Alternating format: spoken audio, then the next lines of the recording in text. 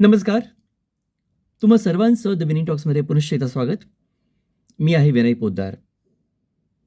आज सीता नवमी म्हणजेच जानकी नवमी. वैशाख शुक्ल नवमीला सीता नवमी साजरी केली जाते, कारण हा माता सीतेचा प्रगट दिन आहे, जन्मदिवस आहे. रामनवमी सगळ्यांना माहिती आहे, परंतु सीता नवमी जी 15 दिवसानंतर येते रामनवमीच्या, ती बऱ्याच लोकांना माहिती देखील नाही आहे. या दिवशी सीता आणि रामाची पूजा केली जाते. पूजा आणि उपवास केला जातो आणि दानधर्म केलं जातं. त्याच्यामागचा हेतू असा आहे की हे केल्यामुळे सुख, समृद्धी आणि वैवाहिक जीवनामधली शांती आणि सौख्य मिळतं. राजा जनक शेतामध्ये नांगरणी करत असताना भूमीमधून, जमिनीतून मातीच्या भांड्यामध्ये सीतामाता प्रकट झाली आणि म्हणूनच तिला भूमिपुत्री किंवा जानकी असं म्हटलं जातं. या दिवशी पूजा कशी केली जाते? तर सकाळी उठायचं, स्नान करून लाल किंवा पिवळ्या कपड्यामध्ये रामसीतेची मूर्ती स्थापन करावी आणि त्यानंतर पिवळी फुले, 16 अलंकार आणि धूपदीप दाखवून पूजा करावी. मंत्राचा उच्चार अर्थातच ओम सीताय नमः किंवा ओम श्री सीतारामाय नमः या मंत्राचा जप करावा. आणि या दिवशी आपण शक्यतो रामचरितमानसाचे पठण केलं तर अधिक लाभदायी ठरेल. या दिवशी केलेलं दान धर्म हे तुम्हाला सौख्यच देईल. तर अशा या सीतानवमीच्या, जी मिथिलेची राजकन्या आहे, प्रभू रामांची प्राणप्रिय आहे, तिच्या जन्मोत्सवाच्या तुम्हा सर्वांना हार्दिक शुभेच्छा. अखंड सौख्य आणि सुख समाधान तुम्हाला या माता सीतेच्या आशीर्वादाने लाभू दे. माता सीता म्हणजे एक त्यागमूर्ती, सहनशीलता, आणि ती तुम्हाला सदैव प्रेरणा देत राहील.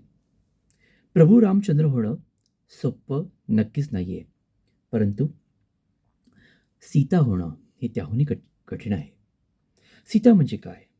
एक कणखरपणा, त्याग, समर्पण, धैर्य यांची मूर्ती म्हणजे मूर्तिमंत माता सीतामाई. सीतामाईचा आदर्श तुमच्या जीवनामध्ये नेहमीच राहू दे.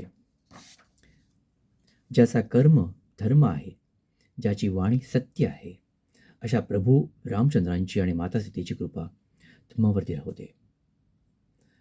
अंश विष्णूचा रामधरीचा दुहिता ती सीता, गंधर्वाचे सूर लागले जयगीते गाता आकाशाशी, जडले नाते धरणीचे स्वयंवर झाले सीतेचे. सीतेने रामाला वरलं होतं आणि जणू काही त्यांच्या सौख्यमय अशा संसाराची नांदी सुरू झाली. जीवनामध्ये संघर्ष आले, परंतु सीता मात्र कणखर आणि धैर्यवान राहिली. त्याग आणि समर्पण या वृत्तीतून तिने सीतामाईचं महत्त्व पटवून दिलं. म्हणूनच मी म्हटलं होतं की राम बनणे सोपे नाही, पण सीतेसारखं कणखर होणं हे त्याहून अधिक अशक्य आहे. जी युगानयुगे अग्निपरीक्षेमध्ये जळत आहे, तिला कमकुवत समजणं म्हणजे तिचा अपमान होईल.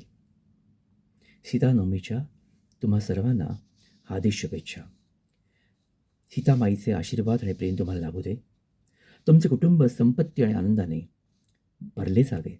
तुमचा व्यवसाय आणि भरभराट दिवसेंदिवस वाढू दे आणि तुमच्या जीवनामध्ये पावित्र्याचा महासागर, प्रेमाचा झरा आणि अर्थातच एक धैर्य, भक्ती असा मार्ग तुम्हाला लाभू दे.